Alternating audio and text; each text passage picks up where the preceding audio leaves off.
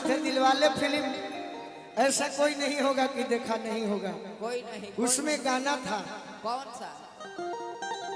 देख ले हम माइनर मेजर उतना ना बुझे बस बस सीखते कि एक ऐसी लड़की थी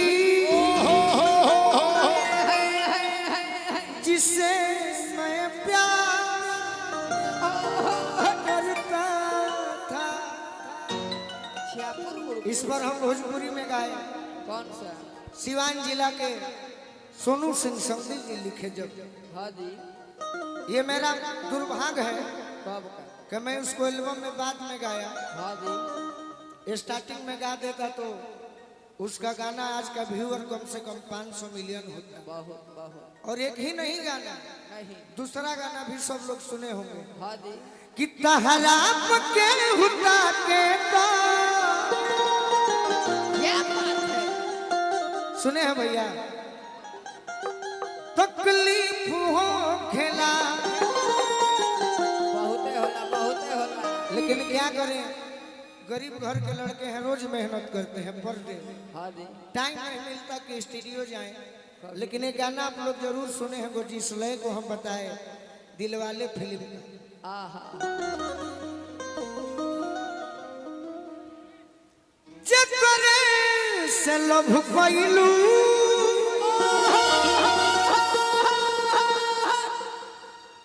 ओकरे से परेशानी बा।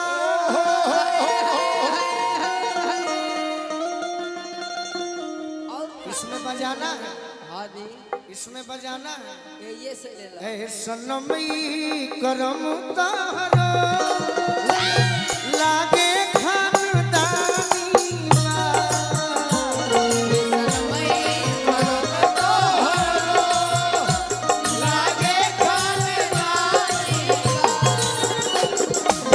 जकरे से लभ कइलू क्या बात है? ओकरे से परेशानी बा।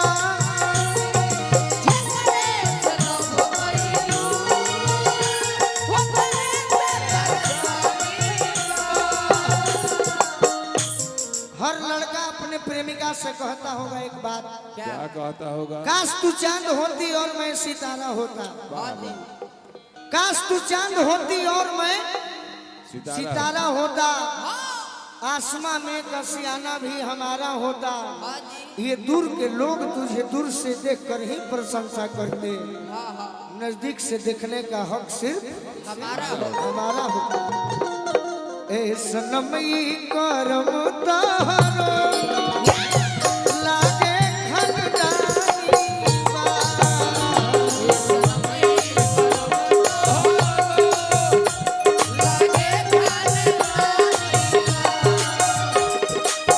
भरत शर्मा जी का लय बजाओ। लड़की बुलाती है मिलने के लिए, कहती है क्या कहते हैं? अखियां मिला लयाओ करवा लगा लो हमार बोलो।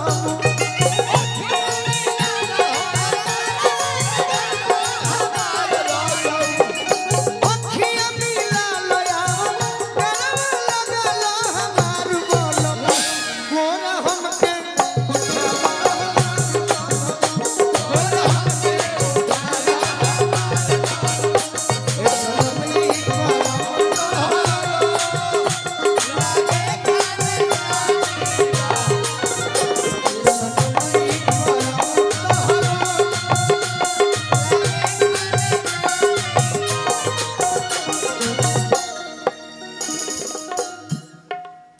बड़ी मेरा सौभाग्य है रंजीत भैया, सच कहता हूँ बहुत बहुत। कि इस जगह पर ऐसे ऐसे बड़े भाई मेरे गीतों को सुने हैं। नहीं तो हम तो अनजान हैं, जगह भी अनजान बा। शुरू में बुझाइल है कि मजा ना आए, सही बात। लेकिन अच्छा लग रहा है कि ऐसे ऐसे गीतों को सुने हैं। वाह। न ते घड़ी तो पूरा बिहार सुनत है कहीं गीत, कौन? बैठा रही केरा के थम। लेकिन कितना अच्छा गीत हम प्रयास की। नरमन ए सनमई करम तारो लागे खनदानी बा।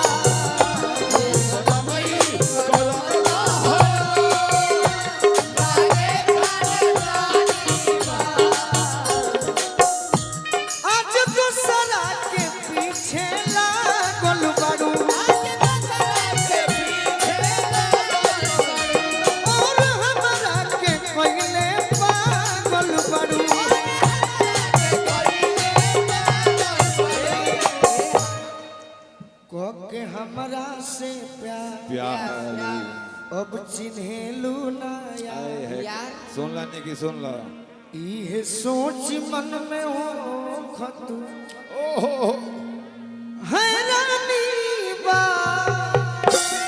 चलो चलो ए सनमी करम तहरो लागे खानदानी बा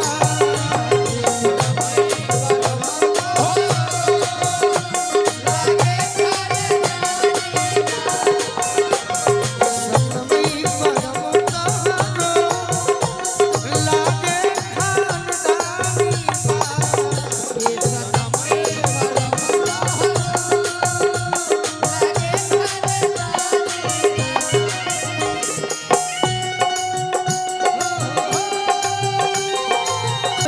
करम तहरो लागे खानदानी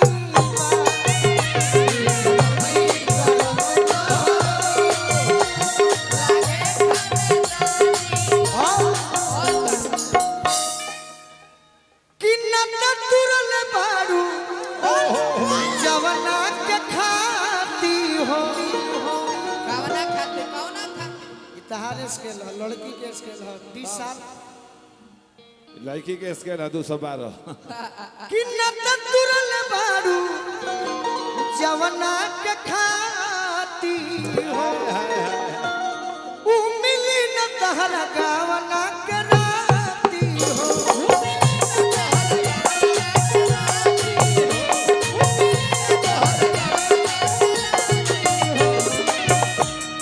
कि तोड़ी गोलू के दिल दिल तहरा मिली ना मंजिल मंजी कबो ना संग दिल संग बुझा जानी ओहो अरे जानी बा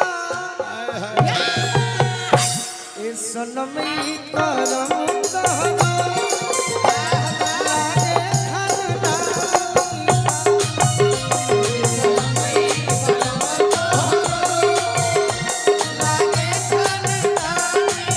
ए सनमी करम तहरा लागे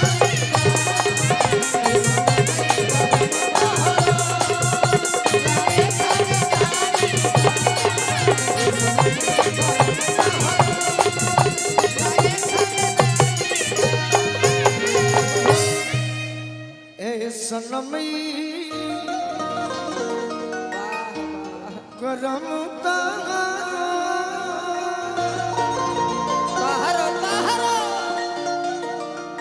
लागे खानदानी बा